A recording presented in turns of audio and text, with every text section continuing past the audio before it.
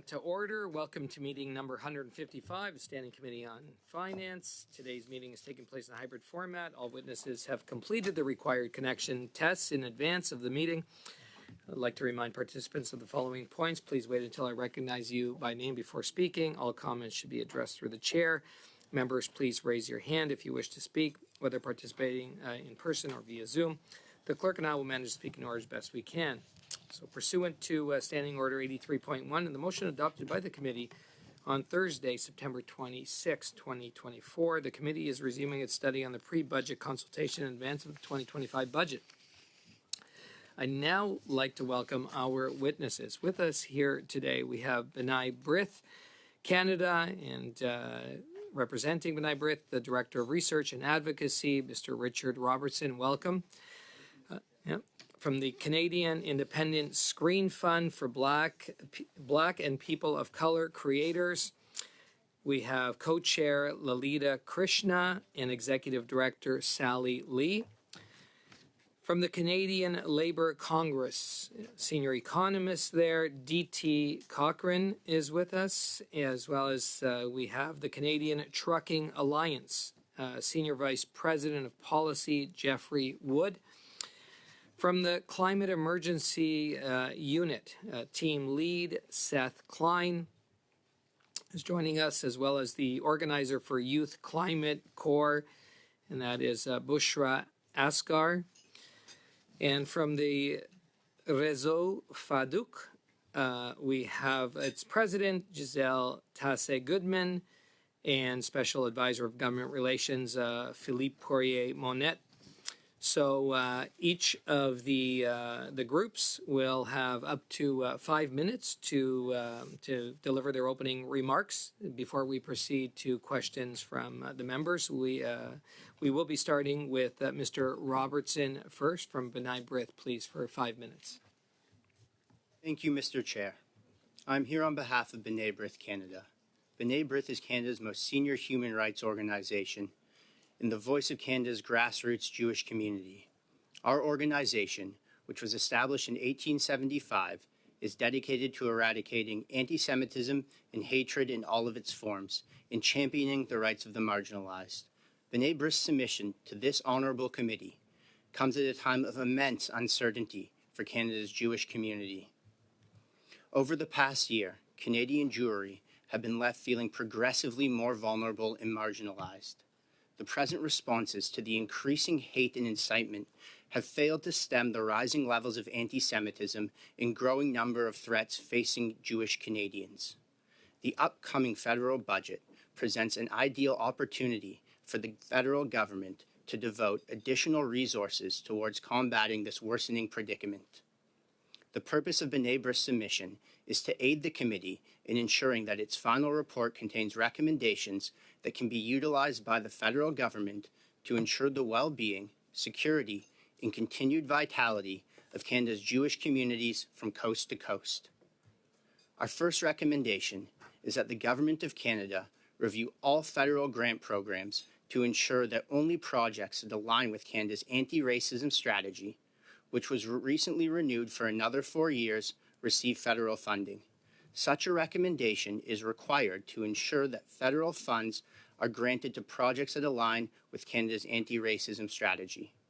Our second recommendation is that the Government of Canada dedicate funding to develop a 5-year program to enhance the nation's literacy in relation to the International Holocaust Remembrance Alliance's working definition of anti-Semitism, particularly amongst Canadian secondary and post-secondary age students.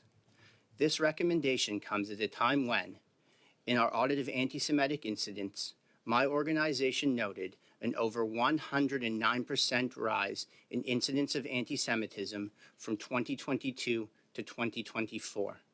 And when, according to a recent leisure poll conducted this summer, Canadians between the ages of 25 and 34 were most likely 31% to doubt the official death toll of the Holocaust, followed by 27% for those between the ages of 18 and 24. The recommendation would complement the upcoming release of the Special Envoy's IRA Handbook, It would also ensure that young Canadians are aware of what constitutes contemporary anti-Semitism by educating them on the examples the IRA has provided as a guide. Enhanced IRA literacy would also help to combat the increasing levels of misinformation surrounding the Holocaust. Our third recommendation is that the Government of Canada make new investments to support and strengthen Canada's ability to monitor and prevent terrorism. Funding should be provided to enhance the capacity and expand the capabilities of Canada's Integrated National Security Enforcement Teams, INSETs. This recommendation comes in the wake of multiple thwarted terror plots in or emanating from Canada that targeted Jewish persons. Jewish communities across the country are bearing the brunt of the alarming rise in radicalism, with their safety and well-being increasingly threatened by radicalized individuals and extremist rhetoric. This is an issue that must be confronted proactively. Funding must be allocated to ensure that the expanded capacity of INSETs to confront these threats. Our final recommendation is that the Government of Canada provide funding to create a publicly accessible digital archive of all government records related to the Holocaust, and then have Library and Archives Canada release them in a non-redacted and accessible format to the public. The time to act is now. The situation for Jewish Canadians has become untenable. That is why B'nai B'rith is asking the Standing Committee on Finance to take action by adopting the following recommendations in its forthcoming report. Thank you. Thank you, Mr. Robertson. And now we'll hear from the Canadian Independent Screen Fund for Black and People of Color Creators. And I believe it's Lalita Krishna that will be delivering remarks. Yes. Thank you, Mr. Chair and members of the committee. We are grateful for this opportunity to discuss our pre-budget submission further. My name is Lalita Krishna, co-chair of the Canadian Independent Screen Fund for Black and People of Color Creators, also known as BPOC. I'm here today alongside Sally Lee, CISF's Executive Director. As Canada's only national production fund dedicated to supporting creators and producers from Black and People of Color communities, CISF's mandate is to support emerging, mid-level, and established filmmakers in the development and production of their screen-based projects. The support of the Canadian film and television industry is critical for our shared prosperity and success. It is an important driver of economic output and tax revenue for the Government of Canada, as well as all the provinces and territories and countless municipal governments. In 2022-23, the sector generated $12.19 billion in production volume, contributed $14.05 billion to the GDP, and created over 239,000 jobs for Canadian creatives, working in a wide range of roles. Despite the substantial contribution the creative industry makes to Canada's economy, opportunities are not equally distributed within the sector. Many BPOC producers and content creators struggle to secure adequate funding, which represents a missed opportunity for Canada. Black and racialized communities make up over 26% of the population. Talented filmmakers and artists from our communities have the potential to not only enrich our cultural landscape with their unique stories, but also to drive further economic growth. By investing in these sectors, Canada can tap into a wealth of untold narratives that would strengthen both its economy and its social fabric. A prime example is Nisha Pahuja's To Kill a Tiger, which was nominated for an Oscar this year. It showcases the caliber of talent that exists and the global recognition it can achieve. These stories deserve to be told. From Edmonton to St. John, from Toronto to Quebec City, BPOC content creators are telling Canadian stories. But these opportunities to tell these stories are limited, as BPOC filmmakers are often shut out of the legacy funds. Even established filmmakers like Nisha find it challenging to secure funding in our current system for their next project, despite their successes and the honor that they have brought to our country. Thank you, Lolita. Mr. Chair and members of the committee, As you prepare your report in advance of Budget 2025, we ask you to prioritize funding for the Canadian Independent Screen Fund for Black and People of Color creators. By allocating $20 million, the government can support important new and existing projects by Canadian creators. Our fund is designed by and for Black and racialized creators. CISF supports content reflective of and relevant to Black and racialized communities while also targeting a global audience. Streamers like Netflix have shown there's a strong appetite for content from regions such as Asia, Mexico, the Middle East, and Nigeria, with audiences worldwide tuning in. With the right investment, Canadian creators can produce hit shows and series that not only thrive domestically, but also succeed on this global stage. CISF has a strong history and legacy as an independent fund in Canada. The fund takes pride in its regional reach, prioritizing support for creators from across the country, ensuring that talent from all regions, including Quebec, is given the opportunity to thrive and contribute to the industry. According to a series of recent reports, Hollywood forfeits nearly $30 billion annually due to racial inequity and its failure to fully capitalize on opportunities within Black, Asian, and Latino markets. Canada, unfortunately, is not faring much better in this regard. Our fund is designed to support filmmakers and content creators at every stage of their careers, whether emerging, mid-level, or senior professionals, ensuring that talent across all experience levels has access to the resources they need to succeed. We strongly urge you to seize this opportunity by providing stable funding for the CISF with $20 million per year over the next 3 years. This investment will not only lead to the creation of award-winning films and TV series, but will also foster a new generation of talent, ensuring that our industry remains dynamic and globally competitive. We thank you again for the opportunity to present today and welcome your questions. Well, thank you.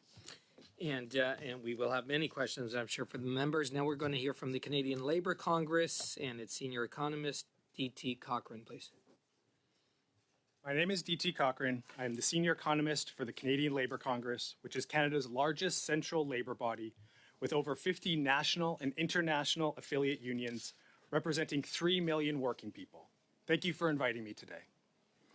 Housing, healthcare, climate, inflation, jobs, these are just some of the issues making our lives more uncertain. The federal government can reduce that uncertainty by strengthening our social safety net as part of a comprehensive green industrial strategy. During the pandemic, we collectively learned just how quickly our lives can be turned upside down. But we also learned how prompt and substantial the federal response can be. As the pandemic shut down huge parts of the global economy, that response protected people's incomes, kept them employed, and stabilized our industrial and financial systems. Although we got a glimpse of what the federal government can do, that glimpse also exposed the inadequacies of our safety net. Canada's inadequate safety net was on display as soaring prices created an affordability crisis and even more uncertainty. Median wages have finally recovered their purchasing power, but the recovery is uneven and undermined by rapidly rising unemployment. Canada's labour market weakness is the result of inappropriate monetary policy and inadequate fiscal policy. Both failures are the result of policymakers accepting the doctrine of economists preaching free markets and minimal government. Among the harmful consequences of this influence was the largely unchecked growth of corporate power, which is implicated in the affordability crisis. Recent high inflation was precipitated by supply chain disruptions, but it was propagated and amplified by dominant corporations using the pricing power they had gained over decades of economic mismanagement by governments espousing naive market ideals. Market fundamentalists howl that the government has never delivered a truly free market economy. but their utopia is incompatible with democracy because markets require governance. That can be elite governance by dominant corporations and their owners, or it can be democratic governance by public institutions. Fair economies depend on democratic governments whether we like it or not. This fact and the uncertainty that we face is why the federal government should adopt an industrial strategy aimed at strengthening our social safety net. 1, invest in housing by building more affordable non-market options, including cooperatives and subsidized units, which can be facilitated through the CMHC. 2, invest in our public care institutions. They are the keystones of our safety net, as well as being economically important. We need this budget to deliver and expand universal pharmacare, tie health fund transfers to improvements in pay and work conditions for frontline healthcare workers, increase the Canada Disability Benefit, and introduce the overdue Safe Long-Term Care Act with the funding needed to achieve its goals. 3, invest in workers who are navigating the employment impacts of shifting technology and global demand. That means improvements to our EI system, including reinstatement of the 420-hour entrance requirement, and greater support for workforce development, including restoration of the $625 million top-up to the provincial and territorial labor market transfer. 4, invest in a just and sustainable future economy by developing a green industrial strategy to transform our production systems. We need direction, coordination, and financing at a scale that only the federal government can provide. A properly coordinated industrial strategy can guide our responses to the entangled sources of uncertainty, making sure they move us toward shared goals. For example, large-scale investment in building sustainable housing supports development and innovation in net zero manufacturing and construction. Workforce development can be oriented toward the needs of Canada's emerging and developing post-carbon economies. And care work is low-emission work. The final piece is to tax the ultra-wealthy. The public investments we need have high upfront costs. The money spent to mobilize and coordinate resources will flow to workers and suppliers, whose spending will further stimulate the economy. But it will also trickle up and concentrate with the ultra-wealthy because of their ownership and power. This unearned wealth should be returned to public control with a higher corporate tax rate, an excess profit tax, additional top tax brackets, and a wealth tax. We cannot eliminate the darkness of the future, but we can make it less threatening by ensuring everyone trusts that if calamity befalls them or a loved one, whether illness, job loss, disability, or business failure, our shared safety net will be there to catch them. Thank you. Thank you, Mr. Cochran. And now to the Canadian Trucking Alliance, and this is via video conference. We have Mr. Jeffrey Wood, please. Thank you, Mr. Chair. It's a pleasure to be here, and thanks for having us on the committee today.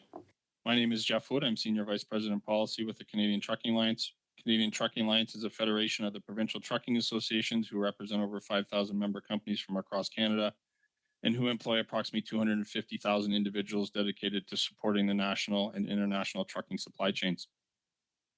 We are pleased to speak with you today to highlight 3 key items from our pre-budget submission, which was submitted earlier this year, that we felt would be of interest to the committee. These include addressing misclassification of workers in our industry, dealing with the underground economy and tax evasion, expanding and making permanent the accelerated investment incentive, and addressing the carbon tax. We believe with this pre-budget, we have an opportunity to take a serious look at the state of the trucking business in this country and to take steps to better support Canadian businesses, the economy, and the trucking industry.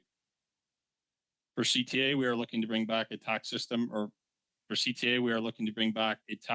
and business environment that incentivizes growth and ensures fair competition. I'd like to stress the fair competition piece, which I'll get into in a little bit. We have a crisis on our hands, and it's only getting worse, and we need the government's help.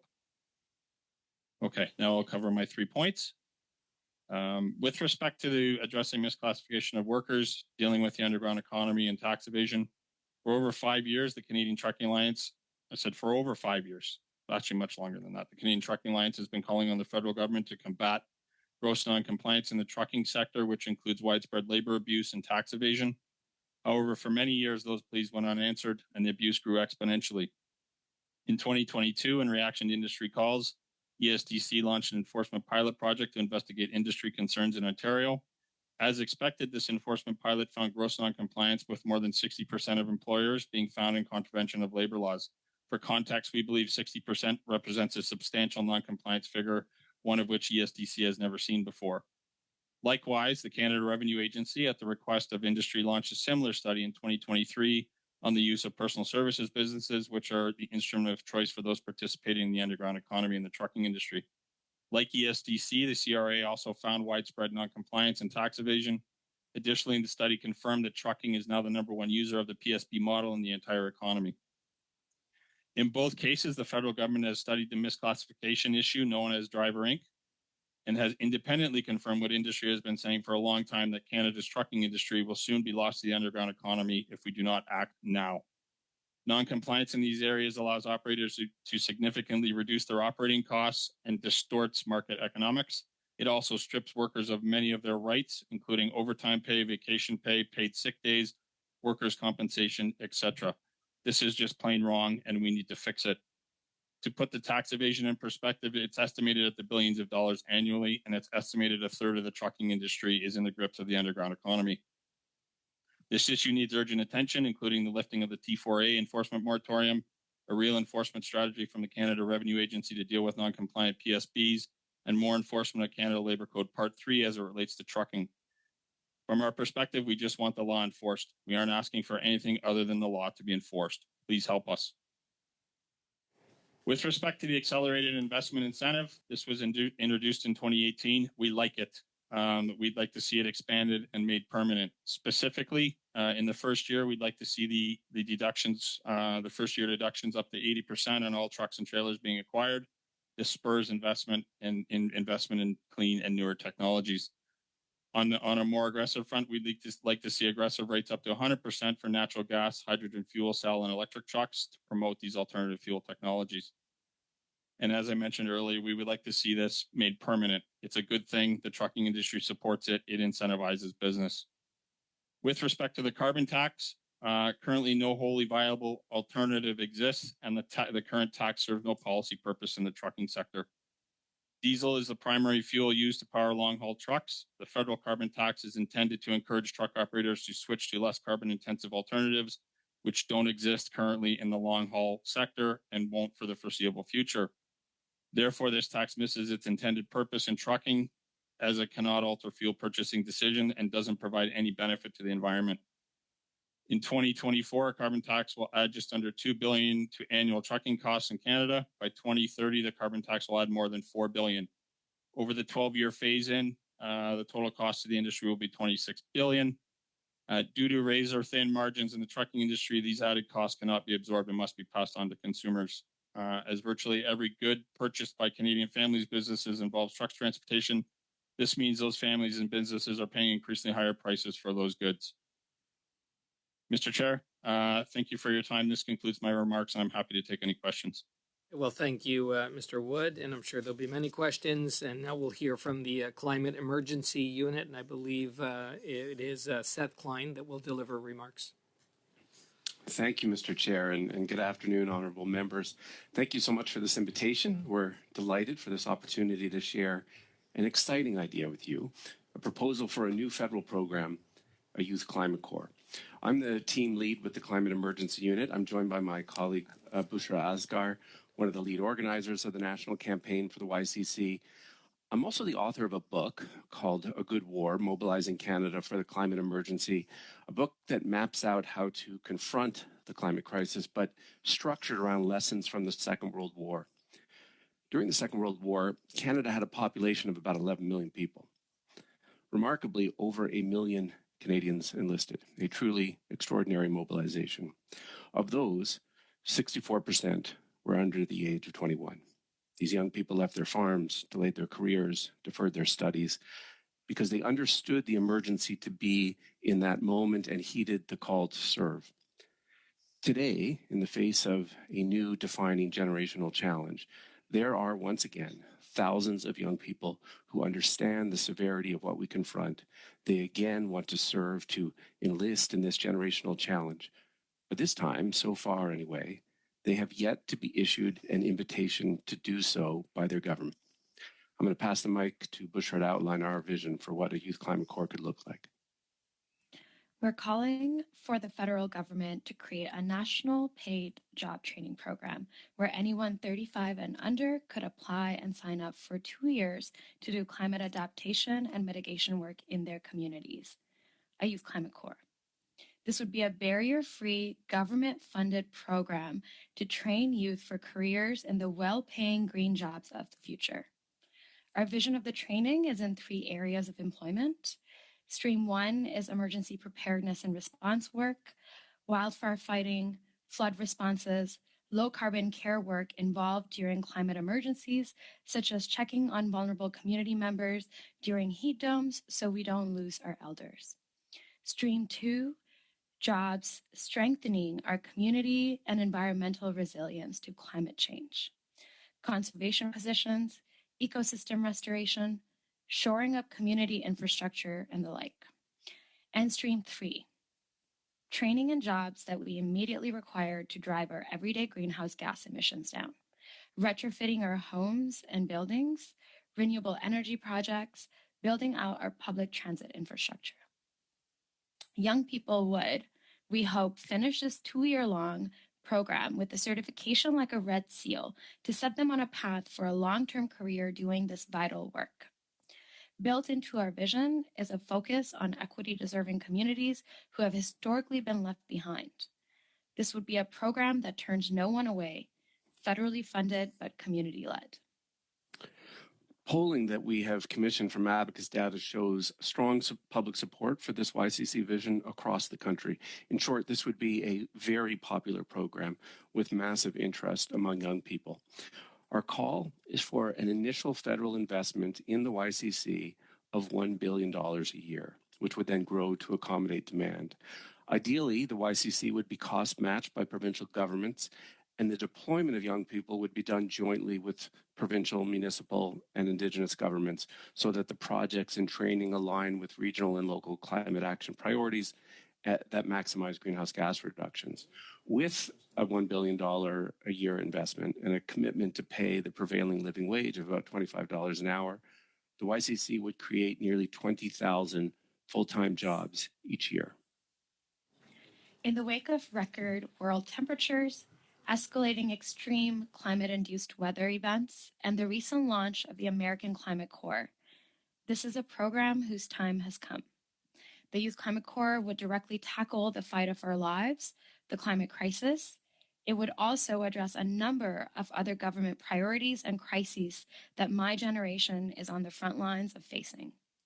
A national unemployment rate more than double the overall rate, affordability issues, housing, mental health, labor and skill shortages, equity and accessibility initiatives, and reconciliation with Indigenous peoples. My generation needs a Youth Climate Corps because we are working multiple jobs and still unable to pay our rents, living in an economy and a country that is not prioritizing our future. This is the labor and climate solution young people direly need. Thank you so much, and we look forward to answering your questions. Great. Thank you, Ms. Askar and Mr. Klein.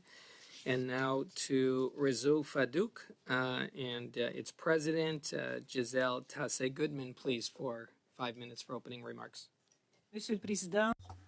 Mr. Chair, I thank you very much. Ladies and gentlemen, my name is Giselle Tassé-Goodman, president and of the network FADOC.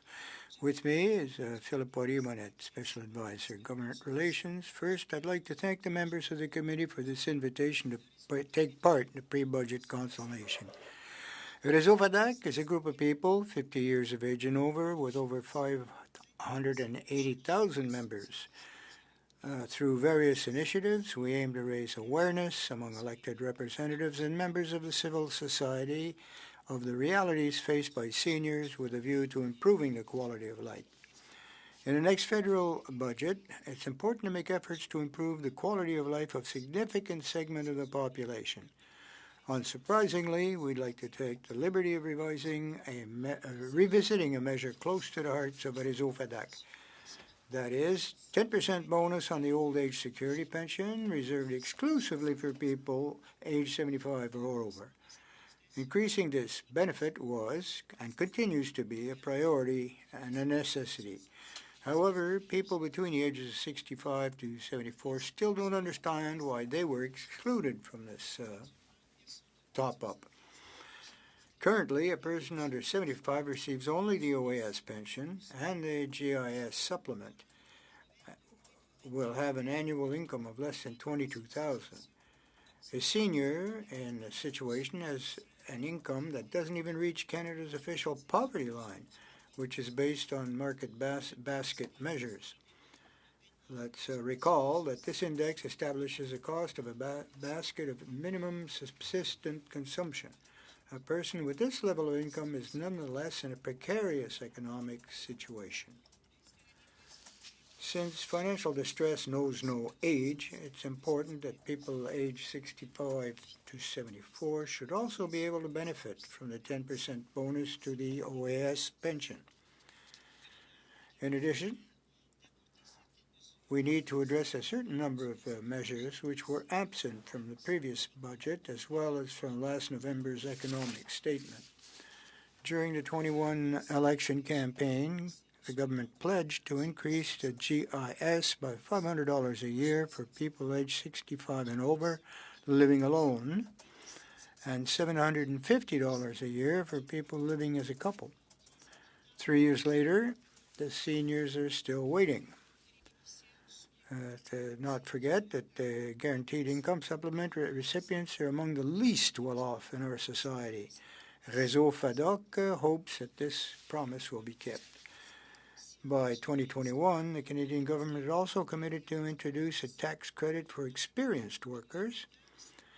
In a context of labor shortages, this measure would be very welcome and would help a lot of people return to work or stay in their jobs. In this regard, we'd like to point out that the government of Quebec has implemented such a tax measure with convincing results. If the Government of Canada doesn't want to go ahead with this measure, it could at the very least examine the possibility of increasing the work exemption for recipients of the GIS. In recent years, the Canadian government has increased the earnings exemption on a number of occasions. On each occasion, Réseau FADAC has welcomed the decision.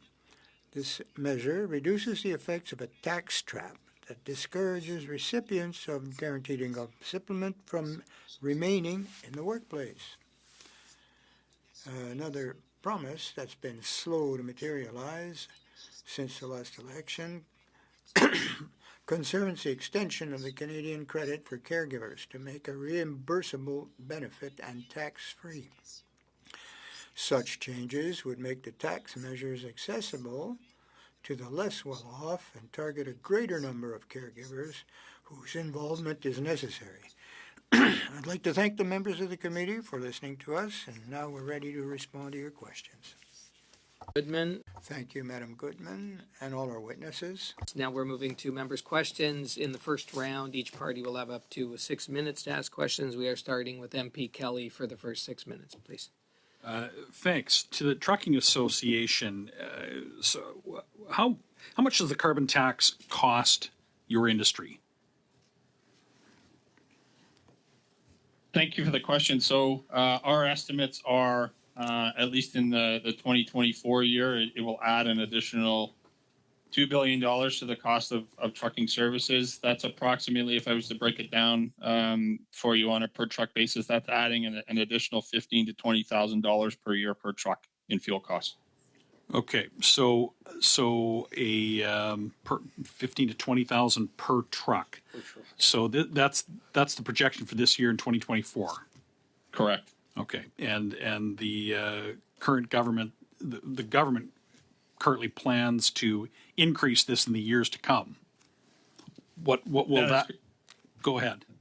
Sorry, that is correct. So the tax, the per liter charge on for the fuel or for the carbon tax increases. I'm not exactly sure on the schedule, but I think by 2030 those costs will increase to approximately $4 billion annually. So it has an escalator in it, and we projected that out to 2030. Okay, and so what does this do to investment in your industry? I'm not sure what it does to an investment in the industry, other than it makes from a competitive standpoint or a supply chain, it's grossly inflating the cost of the supply chain. Can your customers afford to just pay more for your services? So in our world, typically those costs are passed along. Passed along to our customers, which in turn are passed along to Canadians, and in turn make our economy less productive and less competitive. So, in some instances, those costs can be passed along with the increasing use of the spot market, what we call the spot market versus contract rates or contract costing. It's becoming more and more difficult for fleets to absorb that or to pass it along, so they end up absorbing it. So it's certainly Right. a challenge that we would like to see addressed in the short term. You mentioned that margins are razor thin, so there really isn't anything that can be done other than passing it on and making life more expensive for Canadians. Is that fair to say? Margins are extremely thin. It's an extremely competitive business, high volume, low margin. It is a challenge. Right. So you recommend that this tax be scrapped? At a minimum, pause it for 4 years until we can get a handle on whether or not we have alternative fuel sources or power propulsion sources in the long term. But no, ideally the tax goes away. Yeah, you've mentioned that no such propulsion systems exist for long haul trucking. That's correct?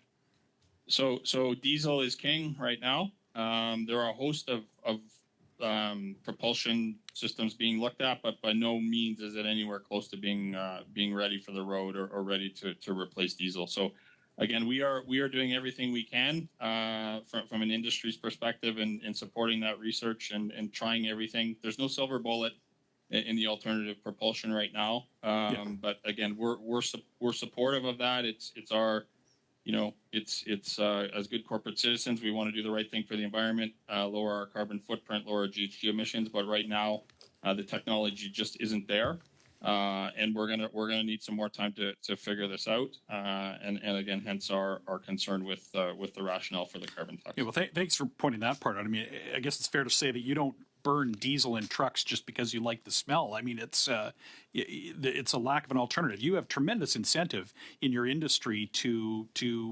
discover new, more efficient, less emitting sources of propulsion, but until then, they don't exist. In the meantime, you have a cost that is that's being piled onto a low margin business and being passed on to consumers that are increasingly unable to pay the cost. Is that a fair summary? Correct. Yeah. Now, the federal government has two carbon taxes. They call the second one a clean fuel standard, but it is really another tax. How does that affect your business and your industry? I'm not the expert in that area, sir, but it certainly it would have an impact. We've been having a number of discussions with Environment Climate Change Canada on that, and I can get you some more info as follow up, sir. Yeah, I think that would be helpful because this is also another tax that paints you into a corner where there are no alternatives for long haul delivery, and so you don't have a choice. You just have to pay it and pass it on to everybody in the supply chain to the point where that it reaches consumers. So, tell us about the end users in your industry. I mean, it's food, groceries is a huge one. Are there a number? Can you maybe list some of the consumer impacts on the cost of trucking? So trucking touches everything that you have, eat, touch, buy. Trucking is integral to to the Canadian supply chain and bringing Canadians and their businesses everything they need. It's critical. It's integral. Hopefully that answers the question. It's everything. Okay, thank you. Okay, thank you, MP Kelly, and now to MP Zarowitz, please. Thank you so much, Mr. Chair, and I want to thank all the presenters for all the excellent presentations. It's our first pre-budget consultations for 2025, so you guys are inaugurating us into these discussions, so thank you for that. My first question is to the Canadian Independent Screen Fund for Black and people of color creators. No one wants to talk about the pandemic anymore, and I think that for many years to come, we're going to be evaluating the psychological impact of the pandemic on our lives. I will tell you, though, it is largely understood that if we didn't have our arts and cultural activities, we would not have survived the pandemic. And in my riding of Davenport, I feel very blessed to have a very, very strong arts and cultural community, a lot of innovators, a lot of creators. And so I feel very blessed by interacting with them. I will tell you, and I appreciated you pointing out the economic importance of the sector, and I think we often don't hear enough of that. I'd also want to reinforce the social aspects. We are a big country. Arts and culture actually help us to understand each other and bring us together, share our stories. And I'd also say to you, it helps us to understand the world around us. There's so much tremendous change that's happening, and I think it's hard to absorb or even understand. And I think through our visual arts, through our movies, through our music, we are better understanding what is actually happening in the world, and we can better articulate it. Now, saying all of that, you know, we've spent a lot of money coming through the pandemic. We've come through a really hard time, inflation. It's now finally coming down. And so now we're trying to make decisions for budget 2025. So at a time of limited resources, why do you believe it's important for us to prioritize, you know, funding the Canadian Independent Screen Fund and other arts and culture initiatives at this time? Well, in the case of CISF, I would say that the power of screen-based storytelling is truly profound. I feel that the government at this point has a historic opportunity to be a driving force in transforming racial equity in the Canadian screen-based sector and to shape Canadian culture. Mm-hmm. Now, as you said, more urgently than ever, we really do need stories that challenge stereotypes, foster understanding, and bring people together. It's our hope to see CISF being funded as a strategic investment to build an inclusive future for all Canadian creators whose work will influence our national voice, positively impact communities across the country. And, you know, you did mention the economic impact, and I would say, you know, we really need to capitalize on this, what I consider to be a competitive advantage in terms of tapping in to our diasporic communities to reach global audiences, global markets, and bring what we believe to be truly Canadian stories out to the world. Okay. Thank you so much. Maintenant, j'ai une question aussi pour le réseau FADOC. I have a question for the Réseau FADOC. Thank you, first of all, for your presentation. In my community, I will tell you the thing that, so they talk about JAS, they talk about OAS, and they do ask the same thing that you had mentioned. Why did you raise it over 75 but not 65 to 75? And often what I say to them is the truth is when we looked at compartmentalizing, we saw the greater health needs, greater costs for those 75 and older. Although I will let you know I formally do support increasing the OAS by 10% between 65 and 75. But I will tell you, thank you, but I will tell you the thing that they raise with me is housing for seniors. So many seniors own home in my riding, own homes. They want to move out. They want to move to something more manageable, or they want different options around housing for seniors. And so I don't know whether you have a recommendation around that. I will tell you they feel trapped. They feel trapped in homes that they've spent their lives paying off, but now they can't really afford to live in. And then also I think they feel trapped because I think even if they get very, very sick, the long-term care isn't at the quality that they would like to see. So I wonder if you could maybe comment on that and maybe make a recommendation for us. Well, thank you very much for your question. It's obvious that several organizations today dealing with elderly, and they are quite concerned with the issues being presented by seniors. People who receive the old age security and the GIS can only get to $22,000 a year. That's below the poverty line.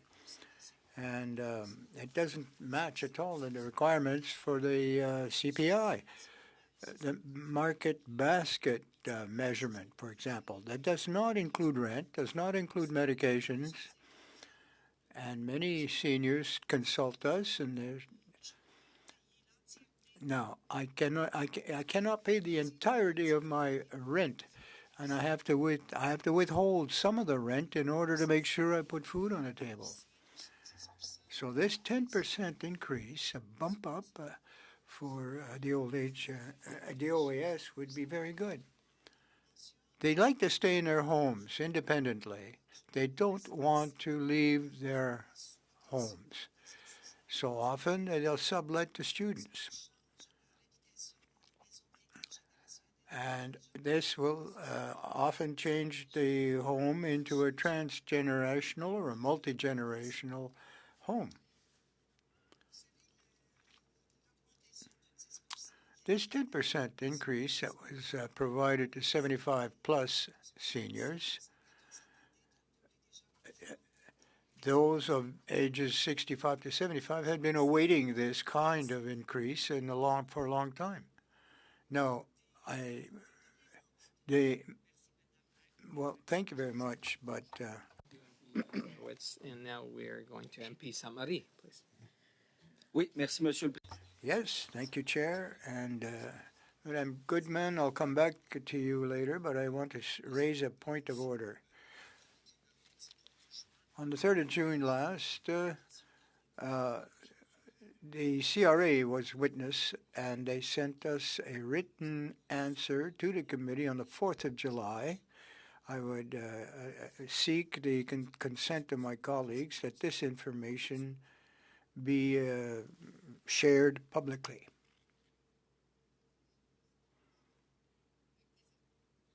Yes, with pleasure. Well, thank you very much.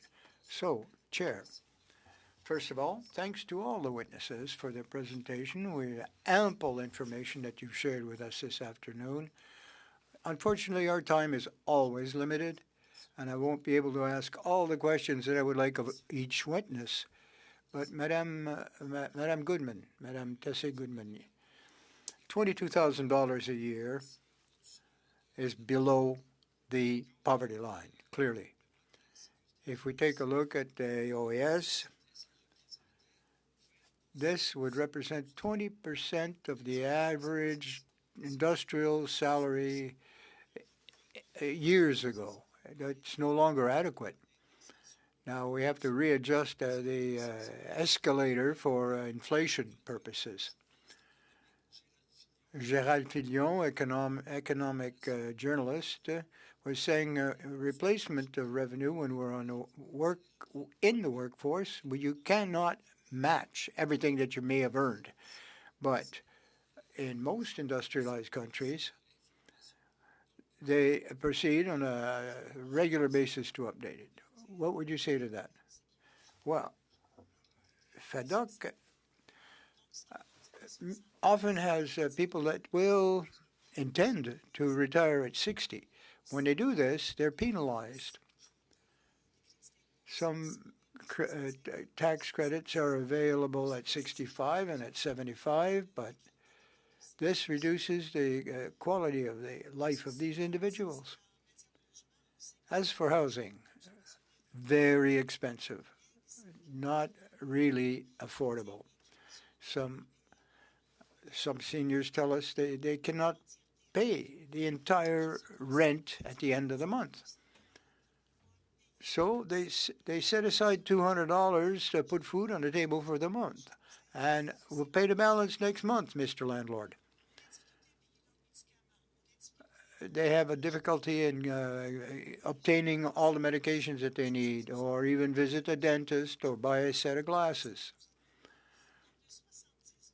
So this $75 a month, which 10%, 75, would be great. This 10% would be very much appreciated by those between 65 and 75 years of age. It's incredible to hear that seniors have to make this kind of sacrifice, really. In your recommendations and requests, you indicate that also for GIS, there should be an increase in the supplement. Could you give us a few details on that? How much would you suggest that the GIS should be increased by? Well, as for the guaranteed income supplement,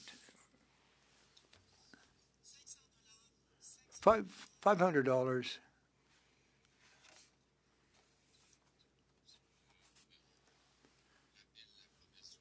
Well, we're just referring to the promise made in 2021 by the government that they'd like to put in 500 for an individual, 750 for a couple.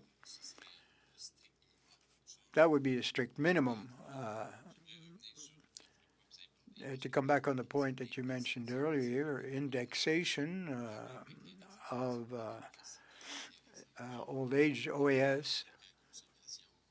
It's linked, of course, to the consumer index, and always 1% behind. You should give less credence to the replacement or the percentage replacement of revenue or salary at retirement. They're often based on how much you contributed to a pension plan, for example, and the replacement cost to replace OAS would be a lot more than present. What we're requesting is that indexation of OAS take into consideration increasing salaries, current salaries, because people are getting poorer and poorer just because they're not keeping pace with what is, in fact, a livable wage today. Well, thank you. Pension payments should also be harmonized with the rise in salaries. The government is, in fact, making economic savings on the backs of our seniors, and the spread, the gap is growing all the time. Today's youth, when they get to their retirement age, will even have less if nothing is done today to systematically update and increase the pensions. We can't just leave it to CPI and market basket measures. Yes. And the CPP, of course, has been updated. Very good. It's gone from 25 to perhaps 30% of their salary, their best salary. So, but the employees have to contribute to this. So, generally speaking, future workers will be paying more to get the same result, percentage-wise, let's say. Okay, thank you. Davies, yeah, I didn't see it here in the room. Yes, you're on screen. There you are. Okay. Thank you, Mr. Chair. Thank you to all the witnesses for being here today. Mr. Klein, Ms. Askar, I'd like to start with you. The Youth Climate Corps is an intriguing idea. I wonder if you could explain to us briefly how that differs from youth employment programs or training programs that currently exist. Yeah, I would say that the biggest difference is that what we are proposing would be a 2-year-long program. So we're not just teaching young people how to install a solar panel. I think a lot of current government programs are 4 months long or maybe a year long, but they are not as substantial as what we're proposing, which would be 2 years in length.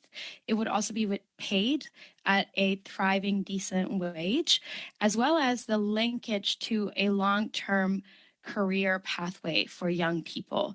So I really think that that is what's distinguishing us from what currently exists in terms of like the basket of different measures for youth. Thank you. Now, what do you see as the key steps involved in implementing the YCC, and can you outline how the $1 billion per year investment should be allocated? Well, our hope is that we could get a program stood up fairly quickly, and that would begin with an initial investment in the budget. We do think, there's a logic to this program being cost shared with provincial governments or territorial governments, and I think there's a reasonable expectation that there are a number of provincial governments that would be keen to cost match with the federal government. I'm in British Columbia. I think the BC government might well be interested in that, the Manitoba government, very possibly the Quebec government, the PEI government. I'm thinking about governments with very active climate plans. And I think there's a place here for partnership with post-secondary institutes, and with the labor movement for the apprenticeship piece of this. You can sort of see a trajectory looking south of the border. It was a year ago, September, that the Biden administration announced an American Climate Corps. They invited input from young people and community organizations about the nature of what those jobs could be. They rolled out the program early this calendar year. The first 10,000 young people were employed this past summer. So it can happen when the will is there. It can happen very quickly. Thank you. I read recently that the true youth unemployment rate is actually quite disturbingly high, somewhere approaching 15-16%. And a lot of young people are despondent, not only about their economic futures, but about the future of the planet. So I'm wondering, what do you see as the anticipated economic benefits of the YCC for Canadian youth and for Canadian society? I can take a first stab at that if you would like. Sorry, we're not in the same place, so it's not clear which of us should answer. I think there'd be huge payback. First of all, just to take the example of apprenticeships, we know that when somebody has apprenticeship training, their income is about 15,000 to 16,000 higher than if they just have a high school education. So you can anticipate rolling benefits in terms of earnings, in terms of tax returns back to the federal government. Bushra spoke about the fact that many industries are wrestling with skill shortages. And I think that there are, in fact, climate infrastructure projects across the country that are looking for funding, particularly to train up enough people. We've partnered with Sacred Earth Solar in this campaign and some Indigenous groups where there's all kinds of projects that could be scaled up at a much faster rate with sufficient funding for the training. So there's those clear economic benefits, but as you also allude to, there's mental health benefits. We know from research from about a year ago from Lakehead University, a survey of 1,000 young people across the country, that close to 80% of those young people report that climate change impacts their mental health. About a third of them it gives them pause about considering having families.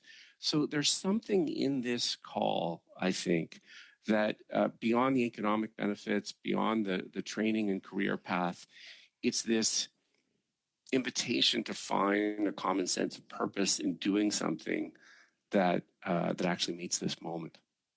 Thank you. I'm going to try to squeeze a quick question to Mr. Cochrane if I can. Mr. Cochrane, in the CLC's pre-budget submission, you point out that Canada's social housing currently makes up only 3.5% of Canada's housing stock, and that's about half the OECD average of 7.1%. Can you outline why Canada has fallen so far behind the OECD peers with respect to non-market housing stock, and what impact doubling Canada's percentage of non-market housing might have on housing prices and affordability across the country? The government just withdrew from the housing provision role that it had previously to a much bigger degree than its international peers. And that resulted in much less of this very, very important part of the housing market. It doesn't have to be a massive piece to reduce price pressures by a large degree, because people who now have access to this housing aren't participating in the process of bidding up housing in the market. And so that's going to pull down prices for rentals and houses more generally as part of just a general increase of supply. So we need to make sure that everyone has access to housing. More social housing will improve that access, and it will help reduce prices across the entire housing market. And Ms. Cochran, when did that MP pullback Davies, begin? Sorry, MP. Oh. Yeah, we've reached the time. Actually, we're well over. Sorry, Mr. Chair, I didn't see And it. but there will be opportunity in the second round, and that's what we're starting right now. Our second round, and times are a little bit different on these for the parties, but we're starting with MP Morantz for 5 minutes, please. Thank you, Mr. Chair. Mr. Robertson, I'm going to start with you. In your first recommendation, you talk about that federal grant programs, you want to ensure that those projects will align with the Canadian anti-racism strategy, changing systems and transforming lives. And in the commentary around that recommendation, you specifically note the Leif Maroof scandal, which was a terrible scandal where someone who clearly expressed anti-Semitic views and hateful views towards Jews and actually received federal money. But when I read this, it reminded me of another scandal that unfolded over the summer, which was the appointment back in May or June by Minister Virani of Mr. Detani to head the Canadian Human Rights Commission. And eventually Mr. Detani was appointed and then resigned, and it was a real mess for the government. But it got me thinking whether or not you think that this recommendation, the application of Canada's anti-racism strategy, should also be applied to the way appointments are conducted.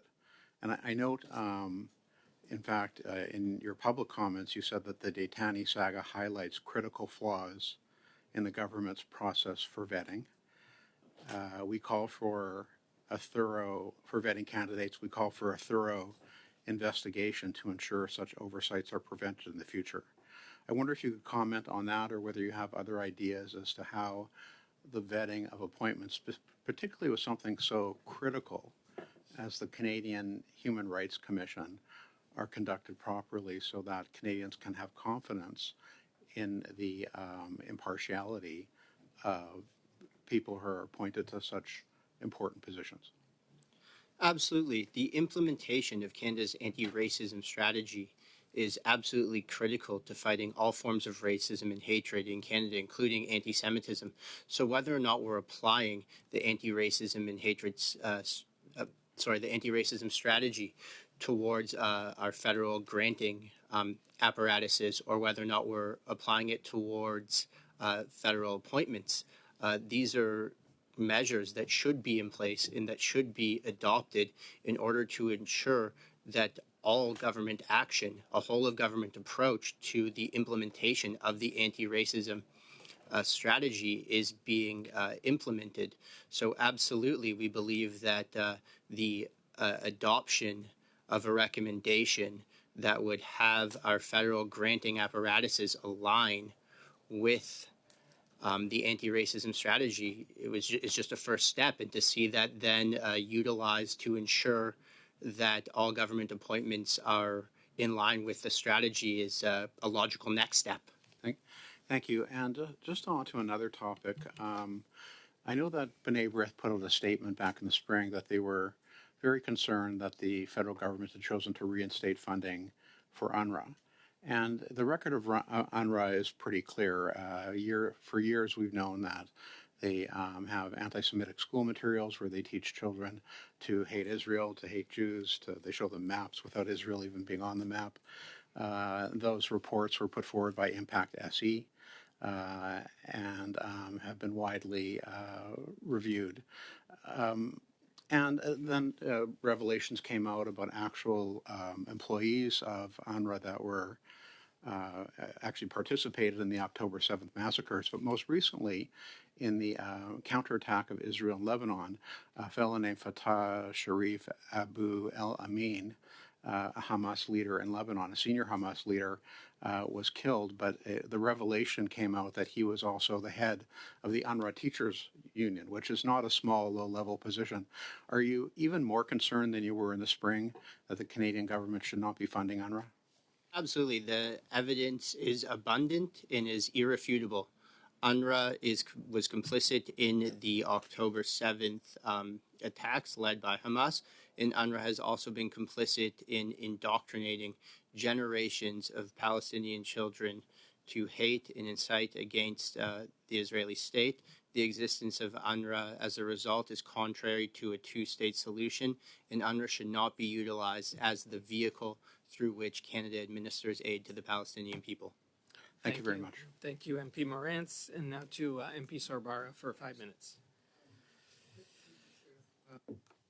And welcome to the committee, all the witnesses today. It is great to be back on pre-budget submissions and listening to the various stakeholders from across our country. I would like to start with B'nai B'rith. Thank you for being here, gentlemen. A few weeks ago, actually probably about 2 months ago, I visited the Toronto Holocaust Museum. I went down there and took a tour. And many years ago, I had the opportunity to visit Yad Vashem. I hope I pronounced that correctly.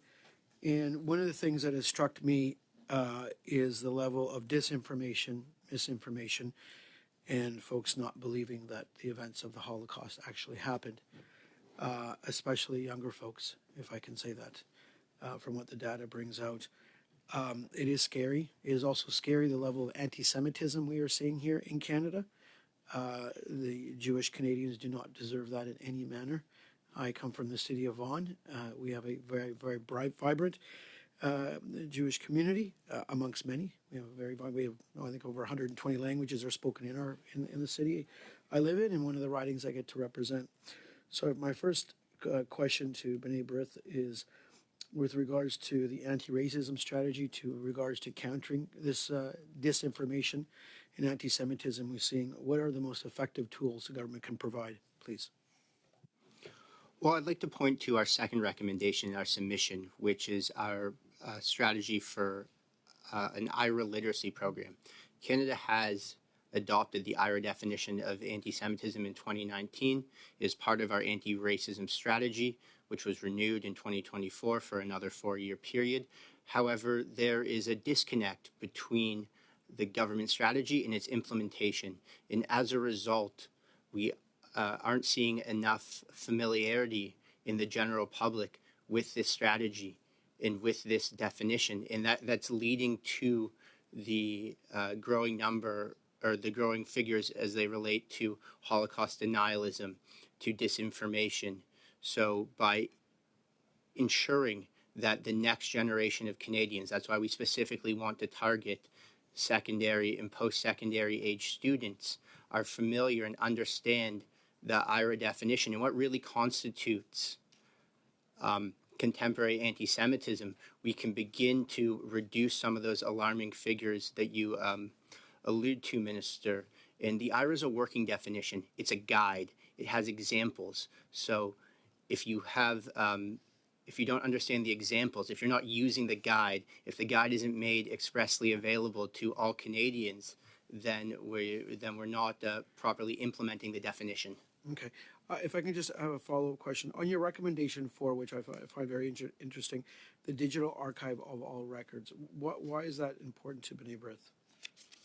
That is extremely important to B'nai B'rith because we're now almost 100 years removed from the Holocaust, and less each year we will have access to the testimony firsthand of survivors.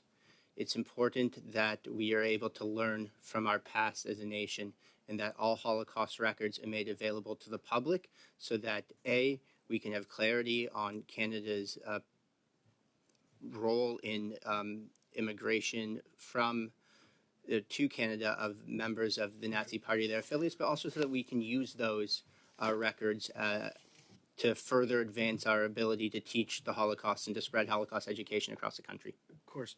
And I do hope to see the remaining hostages released and also see, of course, the ceasefire to come in effect and for peace to come in that area of the world, which we know are facing many concerns. And of course, with today's events, it's a growing concern, obviously. I do want to just change channels to the CLC. Sir, you're an economist. I'm an economist. I heard so much of your testimony today. I do want to talk about one recommendation that you do bring up with regards to the labor market transfers. And we know the federal government provides the provinces a lot of money, I would say a ton of money on labor market transfers to make sure that Canadians have the skills to succeed in today's economy, in today's labor market.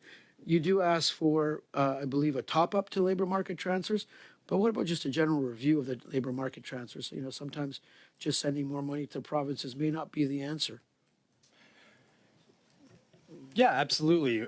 More money is not an answer in and of itself. However, this is a program that has proven itself to work quite well, and programs that are working well at times when there is need for the kinds of supports that they provide deserve to get more of the funding to provide more of that support. So we think this kind of successful program at a time when, as has already been mentioned, our labor markets are getting weaker and weaker. There's more and more upheaval in the kinds of jobs and employment that people have access to. So we need the kind of work that this money would help be done. Before the chair cuts me off, what you did. We are actually over time, and now we're going to MP Samari. Oui, merci, Monsieur le Président. Madame Tassé-Goodman. Thank you, Chair. Ms. Goodman? We want to thank you very much for your information on workers, experienced workers. Well, there's a labor shortage currently, and seniors offer an important pool of talent here, of experienced knowledge, particularly for the industrial sector. We've often indicated that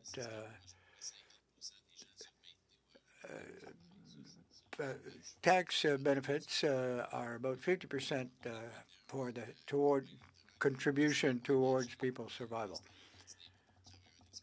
Now, if there were a tax credit for experienced workers, I think most political parties were not opposed to this. Ms. Goodman had indicated in her presentation that in Quebec there is a tax credit that was in fact created and implemented with some success. The rates went up by 78% employment among women and 12% for men. So that's since 2012. If governments don't want to go forward for an extra benefit for experience, perhaps we should concentrate on the GIS or the OAS. These are individuals are usually among the less endowed financially.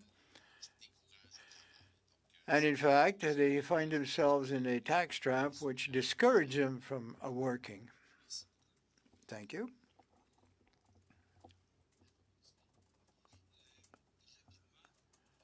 So very quickly, the refundable care worker benefit. Well, in our pre-budget submission in 2021, we proposed the same thing. Whether it's a natural caregiver or 34% of the population consider themselves to be aides or assistants to personal care. Most of them are women. And they generally spend $8,000 for care to the individual patient, family member. Now it's about $1.2 million of value if they were to hire personal care workers. Thank you very much, Member Semeli. Mr. Davies, Member Davies. Thank you, Mr. Chair. Mr. Cochran, where we left off, you mentioned that the federal government pulled back in terms of investment in non-market housing. Can you tell me approximately when that began, that pullback? That was in the 80s, if I'm remembering my housing financing history correctly. And was there any change in that over the last, say, 25 years since year 2000? No, that has just remained the prevailing wisdom as part of this widely accepted narrative that the government has little to no role to play in the economy, and housing was understood to be something that should be provided by the market, and so governments retreated, and the current dire situation that we're in is really decades in the making. This did not happen overnight. This is because of this narrative having led to all sorts of policies that meant we just were not building housing at the scale that was needed. Population grew at a pretty predictable rate, which means housing needs were quite predictable, but we weren't building the housing that we needed, and now we are where we are. Thank you. Now, in your pre-budget submission, you spoke of a request for the federal government to reverse the financialization of housing, which contributes to rising rents, among other things. Can you please outline the steps that the CLC would like to see the federal government take to accomplish that? Well, first and foremost, the preferential tax treatment of REITs needs to be eliminated.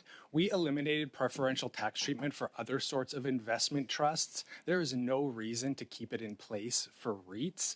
The justification for it is that this will bring financing into the housing market that then will build the housing that we need. I think the experiment is a failure, and we need to do what we did 4 decades after the war and just build the housing that needs to be built instead of trying to do tricks with tax rates to incentivize the kind of financial investment that we want. We didn't get that. We just got more financialization, more assetization of housing by these REITs, which turns housing into assets first and homes second, and they should be homes first. Mr. Chair, I can't see you. How much time do I have? We've just reached the time. Thank you for letting me know that, MP Thank you. Davies. Yeah, you're very good. Now we're going to go to MP Chambers for 5 minutes. Thank you, Mr. Chair. Mr. Wood, thank you for joining us today. Just so I understand, would it be fair to say that your testimony today says that the trucking industry is primarily concerned with 2 things, one being the cost of the carbon tax, and 2 being what the industry commonly refers to as driver Inc.? Correct. With respect to the carbon tax, you said it was about $20,000 per truck. Did I have that number correct? Yeah, between 15 and 20,000. That's based on the amount of fuel that goes into a vehicle, based on the miles that they run it, average annually. Right. Today, the finance minister joyfully exclaimed that any businesses with employees that have less than 500 individuals will receive, I think, up to maybe $3,000. Is that going to make a difference to any of your members? I'm not sure, sir. I'm not familiar with the comments that were made today, so I'd have to take that back. Okay, provide you an update. Sure. I mean, that's just in respect of the carbon tax rebate for small businesses. So, but if you're paying $20,000 per truck on the road, I assume getting a $3,000 check back from the government's really not going to make much of a difference. I think, sir, we'd have to take that back, but they're certainly, take it back and look at the math. Okay. I think too, just to clarify, so that is an increase. It's about a 6% increase in the overall total operating cost when you add those increases on an annual basis. So we talked about the razor thin margins and not a lot of room for things to happen to be able to recoup it and certainly pass it along. So certainly would want to look at that math and determine its potential impact. Wow. So you're saying the carbon tax is adding a 6% increase in cost to your members? Generally. Correct. Yeah. I assume margins are probably, if you're saying they're razor thin, they're probably less than 5% already, maybe even lower, correct? Depending on the sector being served, it can, it's very thin. 9.6 or 9.5 or 9.4 is probably what you'll see. But certainly, as you look at the numbers we've talked about today, it can eat into it pretty quick as the tax increases. Okay, I want to try to connect these two issues here for a second, if I might. Sometimes you're maybe able to pass the cost along to your customer about the increasing in carbon tax. Sometimes you have to eat it. But as one of your customers, am I now incentivized to explore cheaper, maybe less scrupulous ways of shipping my goods if I'm being faced with price increases throughout the chain? Of course you are. So those services would be offered, based on non-compliance, particularly on the side of CRA and on ESDC, like we've identified. That non-compliance allows an unscrupulous operator to lower their operating costs, lower their offerings to the supply chain at a more advantageous cost to folks that may want to purchase them. Some knowingly, some unknowingly. Majority of them are knowingly doing this.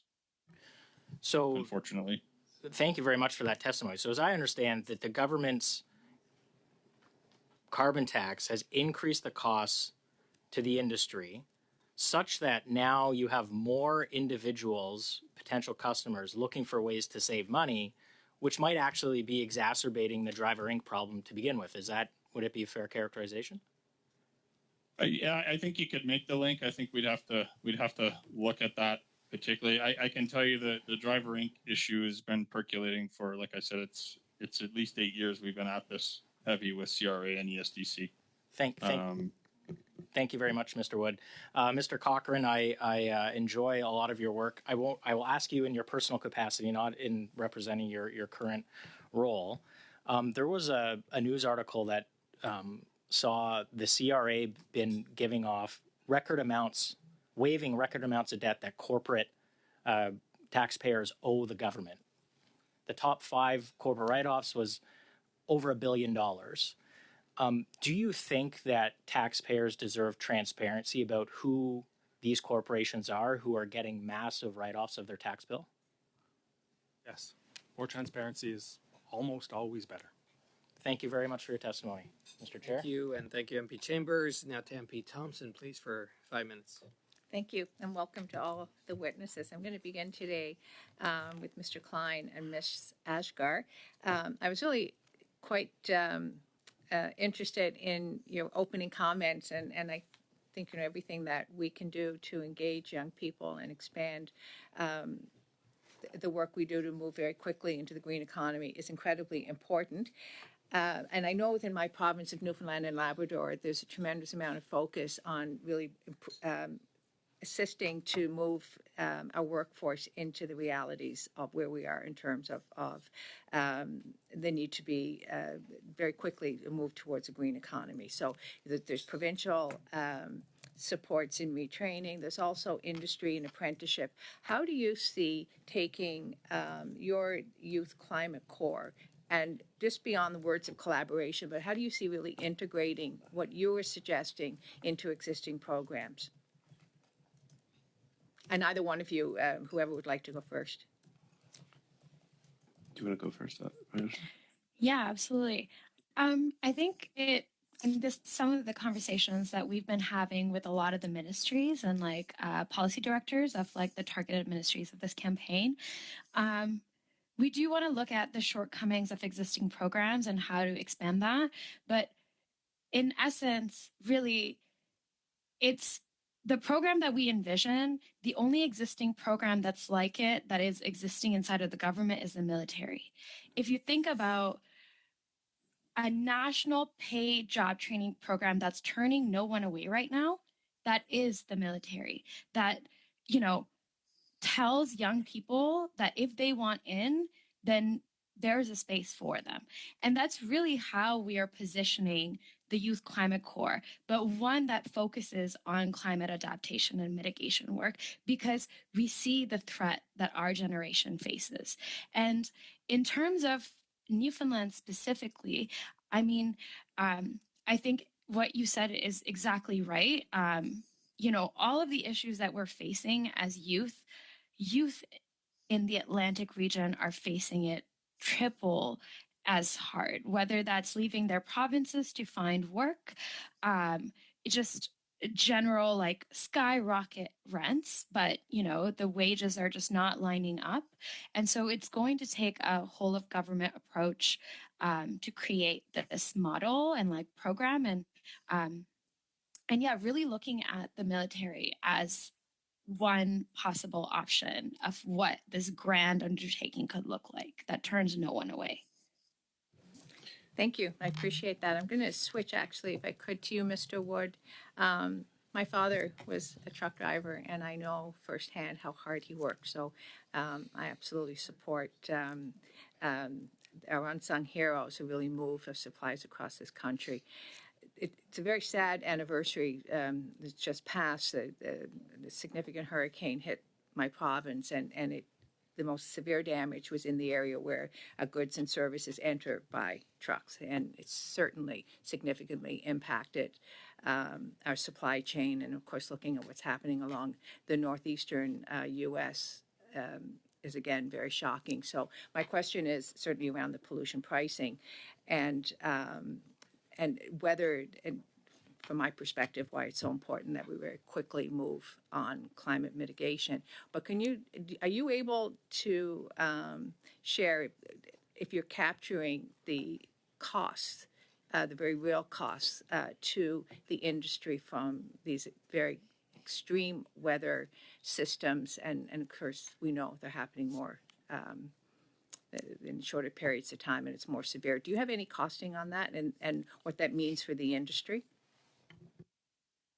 Thank you for the question. I don't have anything specific, but as case by case basis comes along, we would look at those numbers and determine if transit times are increased or, you know, a whole host of factors. We don't have anything specific per se to your situation, but certainly happy to look at it on a case by case as that comes up and as needed if that so would be the wish of the committee. Thank you. Well, thank you, MP Thompson. So, witnesses, members, we are moving into our third round of questions. This will be our final round, and we're starting with MP Morantz for 5 minutes, please. Thank you, Mr. Chair. Mr. Wood, I wanted to ask you, you had said that based on the current level of the carbon tax that it was costing on a per truck basis $15,000 to $20,000, and I know you confirmed that with my colleague, Mr. Chambers. The carbon tax is set to go to 61 cents a liter. Do you know at that level in 2030 what the cost per truck would be? I don't have those specifics, but certainly can take that back and get you some math on that.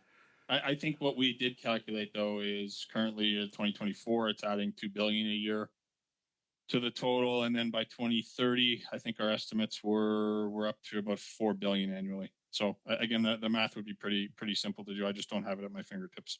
So would it be safe to say that if it's 15 to 20,000 a truck at $2 billion, it would be $30,000 to $40,000 a truck at $4 billion? It could be, sir. Again, I'd like to take that back and you know, really have a little bit of a closer look at the numbers. Yeah. You said it's significant, though. Yeah, fair enough. And what does this do to Canada's competitive standing with trucking companies in the United States? Does it make us less competitive when customers are looking for companies to ship their goods? I mean, the carbon tax applies domestically. So the North, we'll call it North-South. So Canada, U.S. stuff really isn't affected. It's really the domestic, the mileage that's traveled domestically. I would say, to your point about competitiveness, it certainly makes the supply chain in Canada less competitive. If we're competing, for instance, with the United States, and you're investing in developing manufacturing businesses or whatever, ends up getting shipped by truck in the purely Canadian context, certainly at a disadvantage. I mean, the costs are exponential. And you had touched on with Mr. Chambers this effect of the increased cost driving customers to use more Driver Inc. model companies. Is that, did I have that correct? So that's certainly going to be a factor. I think in the supply chain, certainly as folks that are tasked with managing their supply chains, or their what we call their traffic departments, their goal is to get the lowest cost offerings, and a lot of the times they may be aware that the lowest cost offerings are on the backs of drivers who don't have workers' rights, et cetera, or who companies that are unscrupulous, but could be a whole host of factors. Certainly something, that now that you've brought this up, and your colleagues have brought this up, certainly something we're going to want to look at and see if it's exacerbating the problem. And have you noticed any reduction in the volume of freight in the industry? We're having a lot of challenges right now. It's not a good situation. Freight volumes are way down. If I were to, fortunately, I'm surrounded by a great team here, and we work for a number of fantastic folks that are on the front lines of this, and their things are dire right now. Too many trucks, not enough freight, a lot of challenges. What folks will tell you on rate pressure. So to your point about the supply chain looking for further cost reductions, it is a challenge. It's and to exacerbate that by the fact that we have approximately 30% of the business. Let's call it. Let's be frank here. 30% of the industry is in the underground economy, or in the full grips of Driver Inc. And they're if you're a legitimate operator, you're having a really hard time. It's hard to truck the right way now, as we say, and we need help. We need ESDC to step up. We certainly need CRA to step up. We need the reinstatement of the T4A. So that's the paper trail between to contractors. It's been a moratorium for a long time. We need help, and certainly hope we're through our pre-budget, and to everybody on the line here, on the government side, or amongst the government. Certainly, we're having some challenges. We've clearly outlined what the challenges are. We've just seen a lot of non-action, and for folks that are that want to run their businesses legally and compliantly, we can't figure out why the laws aren't being enforced, particularly by those two organizations. It's beyond, we can't figure it out. Thank you. I think I've timed out, but thank you for your testimony. Thank you, MP Morantz. Now we've gone to, it's MP Baker for the next 5 minutes. Thanks, Mr. Chair, and merci à tous les témoins d'être ici aujourd'hui. I'd like to thank all the witnesses for their appearances here today, and I have a few questions for some of the witnesses. I'll try to line up my questions as quickly as possible. I may not get a chance to ask a question of everyone. I'll start with Madame Tassé-Goodman, Réseau FADOC. I was quite interested in hearing what you had to say, and I appreciate that you are defending the interests of seniors.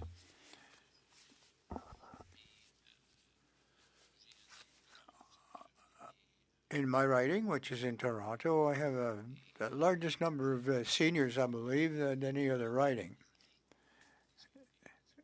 I'm always discussing their issues with them and the troubles they are confronting. At the federal level, of course, one of the greatest challenges for seniors is healthcare and the costs of healthcare. It can take up a very large percentage of any sums, any money or revenues that they have. Could you comment briefly on the impact on the new dental plan, the proposed dental plan? There's a number of dentists who have now registered to provide service. And we hope that the uptake will be higher, but has there been an impact? And if so, to what degree and what would it be? Well, we often hear talk about it, but people have a great difficulty in getting an appointment. For those who have been able to obtain these dental services, they were saying it was very expensive, and they were wondering if of the validity or the utility of the new program. Lots of specific interventions are not covered. Dental prosthesis costs more if it's an upper than a lower, etc. And the benefits have been spotty. But we were supposed to have a registry of service providers, dentists, but it was a voluntary thing. So I think if there was a bit of regulatory pressure, maybe it would help to hire more dentists or have more in the registry. But as was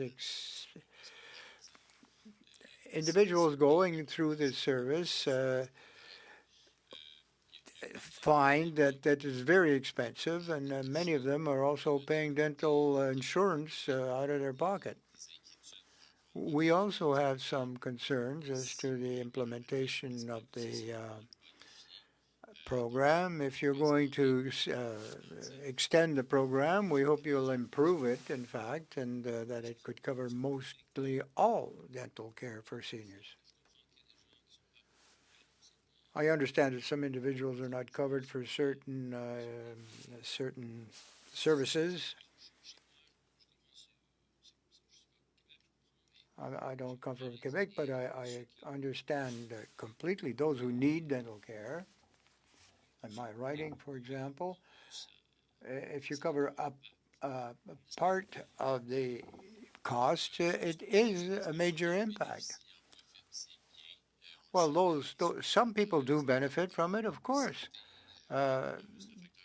Dental care is a very important question for health, physical, and of course, social health. We are generally in favor of the dental care program, but there's been a difficulty in getting people to register. The associations representing dentists are not happy about the compensation they get for their services. They feel it's not adequate. And yes, for the consumer, I suppose any share of the cost is a benefit. Deputy Samari. Madame Tassé-Goodman, the government evaluates not provide a royal sanction to increase at 10% on GIS payments for 65 to 74 age group. What arguments would you offer to try to accelerate this thing and get it sanctioned and in law? Well, in all of your writings, gentlemen and ladies, members of parliament, you will have a proportion of people who live under the poverty line, 22,000 a year. They have difficulty in paying all their expenses, whether it's rent, food, medical care. If the government wants to save money, but as for the OAS, there should perhaps be maximum available a cap. If somebody has salary of between $120,000 and $180,000 a year, should they even get GIS, OAS, compared to somebody who has $22,000 a year as full income? I think the government should try to do something more with means testing, perhaps, or something of that nature. Any final comments to make for the committee? I think the key message as to OAS, it's not just a matter of math and a series of numbers. We have to help people in their daily lives. People who are 65 to 75 years of age are having difficulty paying the rent, getting groceries on the table, and even the slightest improvement or increase would help. Well, thank you, and I hope the government has heard you clearly and will act in consequence. Thank you, Samarie.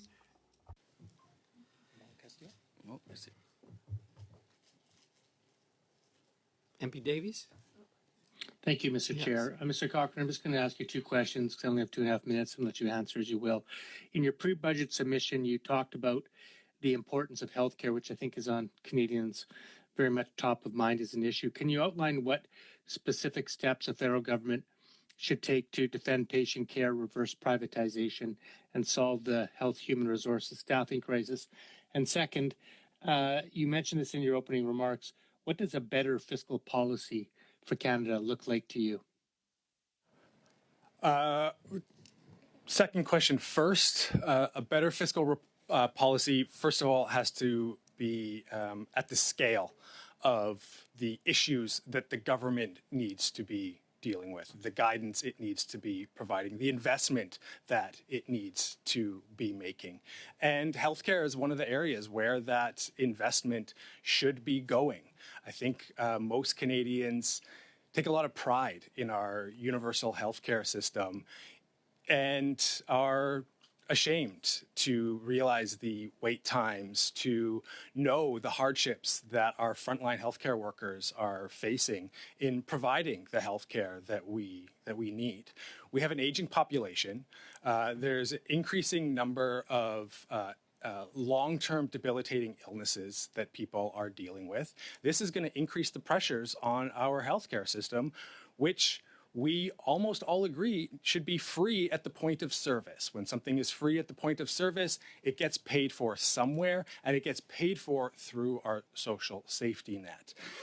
That's not just shoving money at the situation, that's also having the appropriate regulations in place. Now, healthcare, it's well known that this is a provincial responsibility, but the government, the federal government, has many tools and pressure points that it can exercise in order to return to the universality of the access that it had at its origins and that we need to be defending.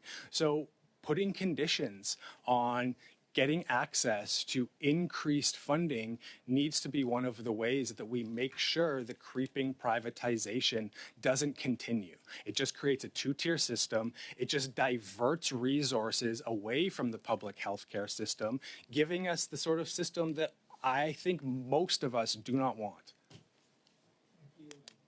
Thank you, MP Davies. Now to MP Kelly, please. The Trucking Association.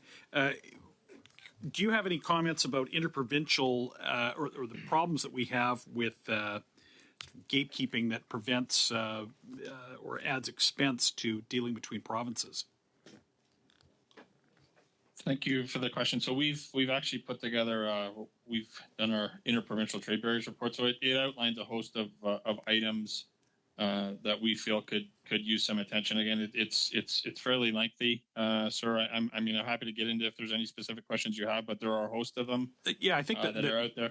If I may, I think that members might not be aware of the different ways that costs are added to Canadians, and that there are discrepancies around everything from sort of tire sizes to fuel blends. Could you do you have just a few examples that you could quickly allow Canadians to just sort of understand the depth of regulatory problems that add cost to Canadians?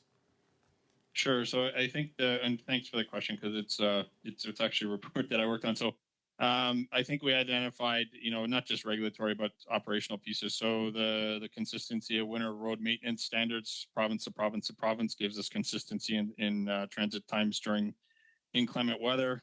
We talked about the need to continue to fund truck rest areas and parking, so drivers can get their rest, and that brings the national highway system up to the codes that it's supposed to be. So we've, if I may, just time's limited. Have you raised these issues before with the federal government? Yes, we have. Have they taken any? Have they addressed any of these problems? There are a host of mechanisms. Well, there's been a host of mechanisms around for 40, 50 years to deal with it. But the most recent round with, I believe it was Mr. LeBlanc and his efforts, so that has gone forward. So there seems to be traction there, and we're looking forward to participating in those efforts. Okay, so you've talked about how the CRA is not effective in enforcing the law and the emergence of an underground trucking industry. Again, Canada has existing laws, though, that should protect workers and consumers, and also the agency should be able to properly collect its taxes. Do we need new laws, or do we need law enforcement? We need law enforcement. We're not asking for anything new. We just want the law enforced.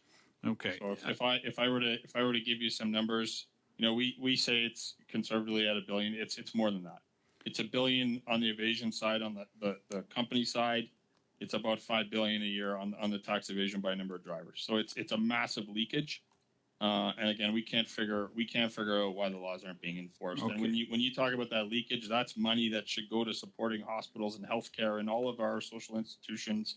It's not there. Okay, so the CRA is failing to collect taxes from within your industry, while at the same time, as Mr. Chambers pointed out, we see increasing write-offs for known tax for non-payment of taxes, but they're not collecting, and they're not collecting from your industry. Correct. You said it's $1 billion that they're failing to collect. That's a minimum. Minimum. I would say so. There's two pieces. There's the corporate side of the taxes aren't contributed from the companies themselves, and then there's a significant portion of drivers that do not file. They don't pay. Okay, and you've raised this at this committee before, or raised it in some way to the federal government?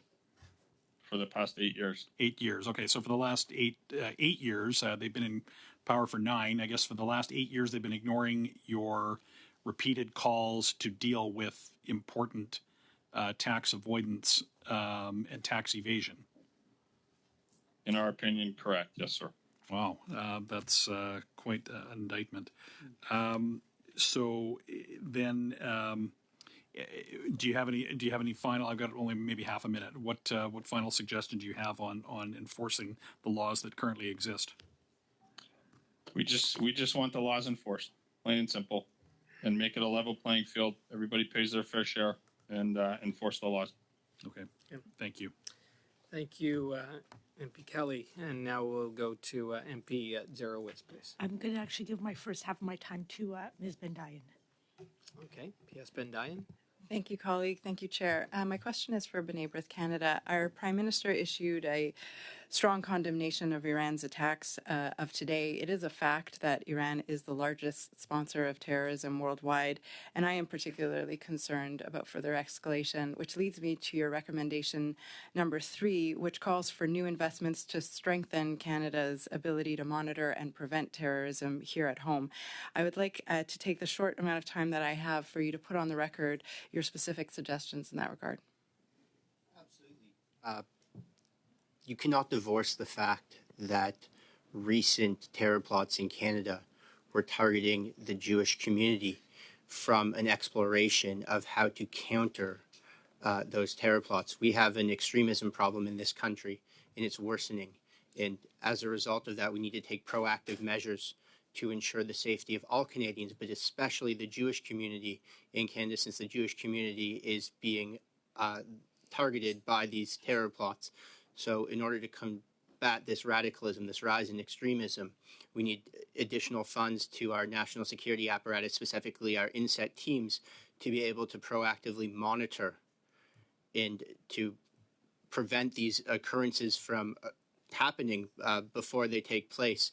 It's too late if we're catching people at the 11th hour as they're attempting to engage in acts of terror. It's too late if we're having to interrupt these people as they're in the late stages of these events. This shouldn't be taking place in Canada.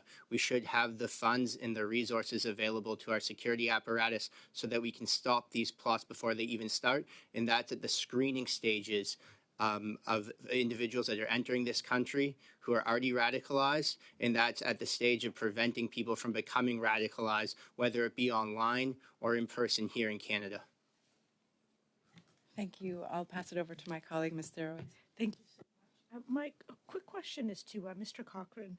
Mr. Cochrane, I know that you had talked about the need for us to further expand our social welfare system. One of the things I talk about to my constituents is how proud I am that we have massively expanded our social welfare system over the last 9 years. And I hope you'll agree that in introducing the CCB, in increasing the OAS and the GIS, in introducing national child care, national dental care, phase one of the disability benefits, among other things, we've done a fairly good job of expanding our social welfare system over the last 9 years. Would you agree with that? Yeah. And the other question I'd want to ask you is, one of the things that our government's been working with the CLC on is a construction pilot. It's a way of normalizing non-status construction workers who've been in Canada for over 10, 15, 20 years and their families. Are you familiar with the program? Only vaguely. Okay, it's okay. I was going to ask you a specific one, but anyways, just because I'm a very big believer in it, it continues to keep a lot of the workers who've been building our buildings and our cities here for a little longer, and I'm hoping that we will be able to expand that program just because it's become so successful. My last question actually is going to go to Mr. Klein of the Climate Emergency Unit. Mr. Klein, one of the many hats I wear is I travel internationally as chair of Canada-NATO Parliamentary Association. And when I talk to other countries, they are telling me that they're gearing up to actually put in a carbon tax or a price on pollution.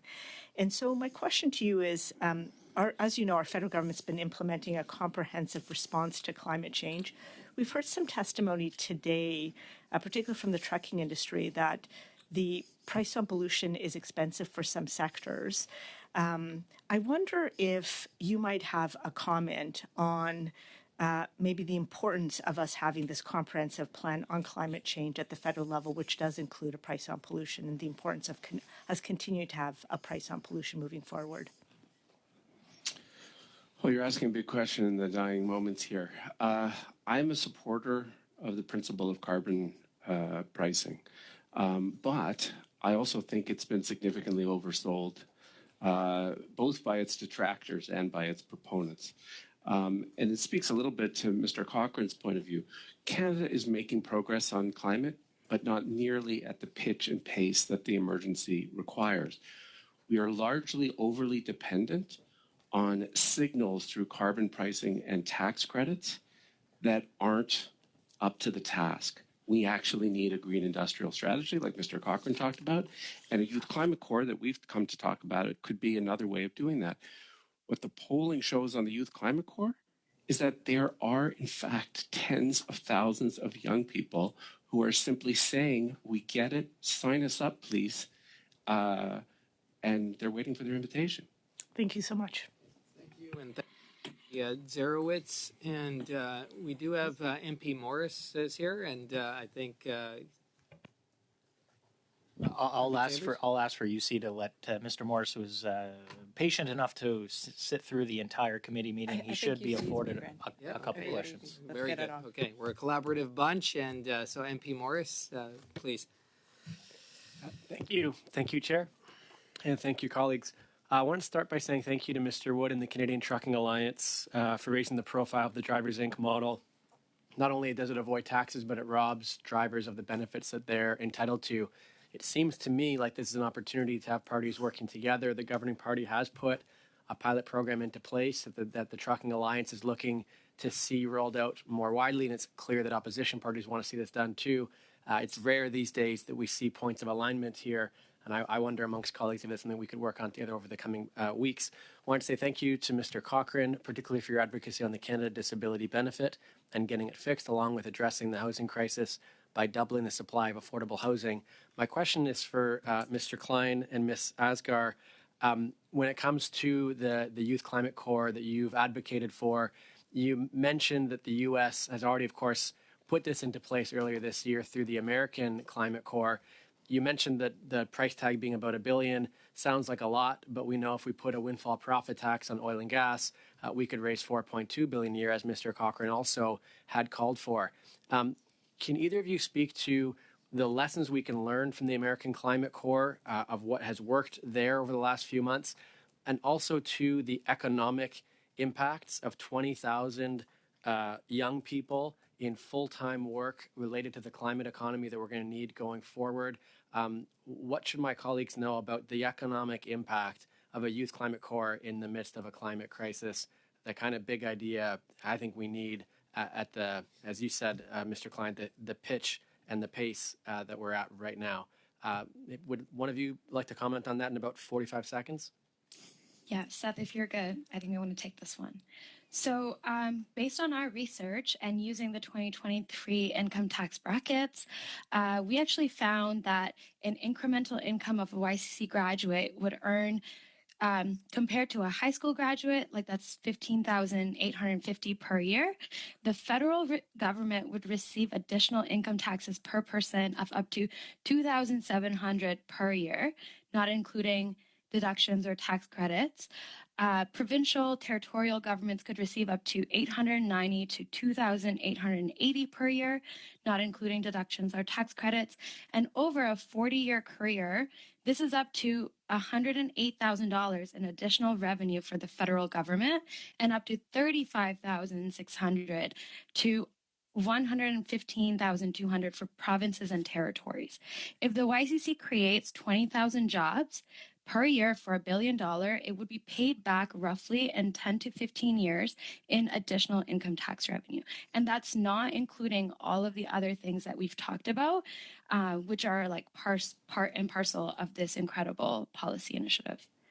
And the only thing I'd love to add to that is that if we did, in fact, pay for this with an excess profits tax or windfall profits tax, as Mr. Cochrane suggested there, the net benefit in terms of tackling inflation would actually be positive. Like it would actually help with lowering prices.